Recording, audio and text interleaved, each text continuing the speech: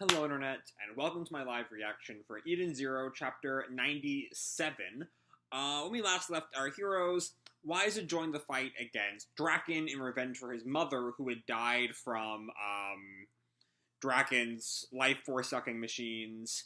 And we got a little bit of that backstory, just enough for it to, understand Wise. Shiki and Wise tried and failed to do some damage to Draken. We also found out the reason why Wise and Sabir had their split, but it didn't really do a whole lot for the story. It was kind of weirdly there. And then Hermit got to reversing the flow of the Life Force machine, which should have killed Draken, but instead it turned him into a giant rage monster. So yeah, let's jump right on into Chapter 97, The Time Is Now. We seem to have finished our character analysis covers, because we now have Rebecca in some kind of princess dress looking thing, or at least princess top looking thing. We can only see it down to around her waist. Also holding a gun, because of course she is. That's Rebecca's whole thing. Anyway, we open where we left off, with the giant monster Draken looming over Wise and Shiki. What the heck is that? A monster? I also did mention this last week, and it does bear mentioning. Draken's monster form does have some very, cat-like face, I would say. The ears look kind of like a cat's, the mouth does. Anyway, Cat Draken, and it also has, arms sprouting from all over its body, and all the arms go and, smash against the walls and ceilings.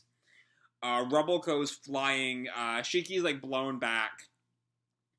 And then we just see, I think the arms maybe, blast, crush open, some of the pipes, which makes, the water splash everywhere. What happened to him? And then we go outside the fight, oh yeah, so we take a look back at the Eden Zero. Sorry, the angle is really weird here, so the wing kind of confused me. But yeah, go back to the Eden Zero. As the Starshines can see, the tentacles, because of course they're fucking tentacles, Mashima, breaking through the walls of the building. And Sister yells, "What's going on, Hermit? His ether's out of control. I thought this was supposed to weaken him." It did weaken him, but I just didn't see this coming. There are smaller devices installed all over the Belial Gorge to absorb the people's life forces. When we sent them into reverse, the accumulated life energy did some kind of bizarre fusion with Draken's ether. Okay, so this is everyone's life force? I don't really get it, but that's bad, right? If you get that, then when you stop freaking out, Eden Zero, prepare for emergency takeoff. And they lift off the ground. Damn it, you lousy witch! You're just gonna leave without Shiki's group. So yeah, that Sister's kind of pissed about that. But Witch turns to her. No, a new problem has arisen, and we must deal with it ourselves. And Hermit notices something on her readout. What? A high energy reading? Satellite Blaze. The super weapon Draken stole from Madame Kurenai. Oh shit, the fucking Oculus Kurenai? Oh fuck. We're so fucked. We're so fucked. And they're gonna fire it here? No. Judging from the angle. And then we see some of the, I guess, scientists on the ship. Backup power is kicked in. Restore systems immediately. And Draken's, chief henchman, is, working on the computer. This looks like Satellite Blaze is activated. Why? There's some static on the screen. And we see a, crazed Draken face. Maybe this is a pre-recording? I don't know, because Draken shouldn't have a physical face like that. Kill that meddling Noah. Go on. Fire. Boss? And you. Your lives. Oh, he's gonna fire on Blue Garden. Are mine! And, the tentacles reach out and just skewer them all. All of Draken's ethos about not killing is gone. As, his chief henchman stabbed through the gut, all the scientists are all skewered by the tentacles. on which calls out, his target is Blue Garden, and based on the output, he intends to destroy the entire planet. And we're supposed to stop him? What about Shiki? Just have to have faith in the power of the great Demon King. And we finally come back to Shiki. Things are not going so hot over there, as the rubble is just all over the place there. And even down to the room where Team Rebecca is. As Sabir screams, what is this? What is happening? The room is going to be squished. So yeah, Moskoy, Amira, and Sabir are not pleased with this. And Amira turns to Pino. We're getting out of here. And Pino looks around, huh? Where's Mr. Jean? And just then, a big boulder comes for Pino. And Sabir calls out to her, watch out! And Sabir, tackles Pino and gets her out of the way. You know, in a way, kind of making up for what his alternate self did. Gramps! Mr. Sabir! Right as Moscow gets his face crushed in by one, but he's fine. And Pino, of course, is terrified of Sabir, thanks to what happened back on Norma. You okay, little one? And Pino is just, starts sweating. Completely can't say anything. And Sabir kind of, scratches his head. I don't know why, but I guess you really don't like me. No, and she flashes back to Wise saying, believe it or not, he's the guy who saved me. And Pino looked at him shocked. Detecting anomaly. I recall something Mr. Wise said that is not recorded in my memories. Oh, she's... Hold up. Hold the phone. That's something Wise29 said. How can she remember alternate worlds? How does Leaper work? It almost reminds me of at the end of Steins Gate, at the end of the visual novel. I don't think it's in the anime. I think it's only in the visual novel. Okabe finally pieces together why everyone else eventually realized they were in an alternate timeline. The everyone has reading Steiner scene. But that's fundamentally that's the comparison my mind goes to, but that's fundamentally not what's going on here. So I do not understand how she gets the memory back. I don't know. I got nothing there. Anyway, Amira calls back, pick up the pace or be left behind. And Pino turns to Sabir. Thank you very much. And Sabir just nods and smiles. And Pino, blushes. They start their retreat. I may need to run diagnostics on my memory bank later. Meanwhile, Rebecca is in a room with a bunch of extra slimy tentacles. Because of course she is. It's really notable that, the room where Amira and Sabir and Moskoy and Pino all are is just, rubble all over the place. And then, Rebecca gets this slimy-ass tentacles. Because that's the worst part of this fucking series. Sometimes, and not to be too harsh on Even Zero, because I do really enjoy this series, but sometimes I have to ask, did Mashima start this whole damn series because he figured aliens would make it easier for him to draw tentacle porn? Is that really the motivation here? Because, good God, Mashima, we don't need this. We don't need this. We haven't even gotten to it yet, and I'm already tired of it.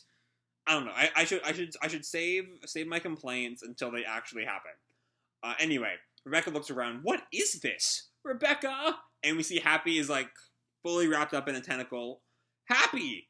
And just then, her arm is caught in a tentacle. So yeah, it's we can guess where it's going. Anyway, the remnant of Draken's consciousness speaks to her. I found you. Found you, number 30. And Rebecca now has both arms and a leg caught up in tentacles now. Looks up. That voice! Draken! Yeah, just now she's, gets bound by the tentacles. Ah! That power is mine. Give it now. Mine. Give it. Mine. And just then, Homura comes up to save us from the tentacle porn. What a queen. What a goddess. Homura, we stand. We bow before your might, Homura. And Rebecca turns back to her. Homura! What are these repulsive things? I am Draken Joe. Mine. I am undead. Give me your life. Give me your power. Ah ha ha ha. I am. Give it. Yikes. Rebecca's understandably creeped out, but Homer just looks at it. This is Draken? And then we hear rumbling down the hallway, and now we go back to the main body of Cat Monster Draken. I will drain all humans of life. I will survive. Don't try to stop me! And he, slams his fist on the ground. The rubble flies up all around Draken, Wise and Shiki. The ground! And we see a big old explosion. Is he still using the Alchemist? Does he have enough consciousness to use his ether gear? Damn! We're not in a good spot then. Anyway, so yeah, there's this big explosion. The two of them are sent flying back. And Draken readies his arm, and yeah, we see the ether markings. And I guess they're just cut up maybe from the Alchemist. And Shiki hits the ground. We don't see Wise, but I imagine he hits the ground too. And Draken says to them, or says to the ether, I guess, give me life. Give me power. No, I kill. Mine. And Shiki looks up. And Wise just resigned. He's totally lost it. And just then he gets whacked by a tentacle and hits the ground. Wise! Shiki gets thrown back by one. Kill. Mine. I will live. Kill. Be my life. Give it. And Shiki gets back up. Grr. I can't move. And we see Shiki, one of the tentacles turns into, a fist, pointing a finger gun at you. You are the key to Cat. Yes. Noah told me. If I kill you, the cat will awaken. The cat will belong to me. And the tentacle morphs to where it's holding a gun. Shiki! We see that, despite Homura's best efforts, she and Rebecca are back in Tentacle Land. Even worse now, because one of the tentacles is, pulling off the strap of Rebecca's top, and, in her mouth, and, it's sludge is falling out of her mouth. Good God, Mashima, why? What is gained by that? What narratively is enhanced by tentacle porn? If he was just really big and, making the building collapse, nothing would have changed, really. I mean, maybe he wouldn't have the same presence for Rebecca's intro scene. Maybe. I don't know. This is not necessary. He could make golems like Metro on Fairy Tail. He could do all kinds of things besides slimy tentacles. Anyway, give me power. Wah, Rebecca! Kill. And we see the gun. It's now turned into a real gun, not a tentacle gun, pointing at Shiki. Shiki looks at it dead-faced. And he has the memory of World 29. With tears in his eyes. Someday I swear I will beat you. And then I'll be your friend, you friendless jerk. And the gun fires. We see the bullet leaves. Huh? And he flashes back to the memory of everything that happened on the execution ground in the last world timeline, whatever. And as the gun goes toward him, it looks like Shiki uses his gravity unconsciously to make the gun just drop. Wise is still freaking out seeing Shiki get shot. Shiki flashes back, or maybe Wise flashes back. You won't have a someday. Oh no, it's Shiki. It's definitely Shiki, because Shiki responds, someday is today. The bullet hits the ground under the weight of the gravity. Shiki stands up. We see some kind of transformation going on. I'm done. I will never make my friends cry again. And we see what might be Shiki's Overdrive form as the chapter ends. And that's it. That's the end of the chapter. All right.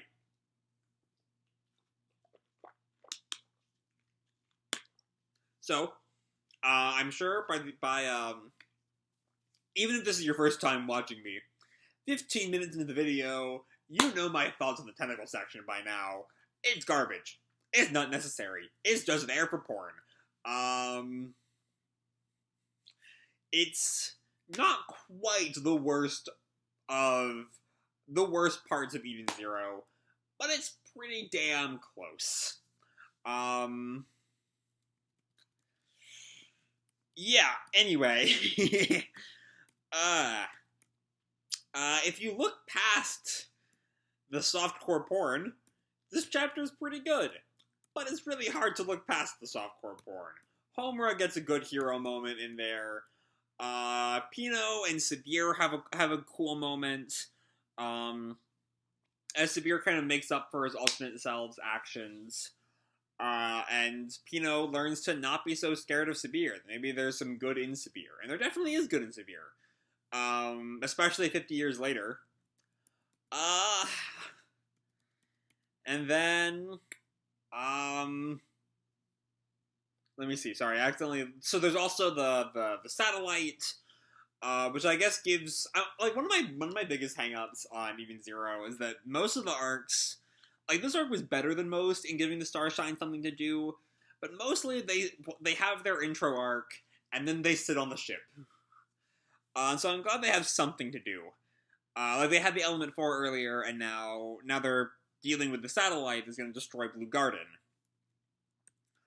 I will say, perhaps the biggest gripe, besides tentacle porn, is that Draken was a cool villain. Like, he was intimidating, but he had an ethos that he followed. Right? He was, I don't kill unless it's absolutely necessary because dead people don't make any money. Also, as we find out, dead people don't give him their life energy, but that's not the point. And so I'm not the biggest fan of turning him into a mindless rage monster. Like, I don't know, I feel like Draken could have been cooler if he had just, like, stayed powerful. Not have the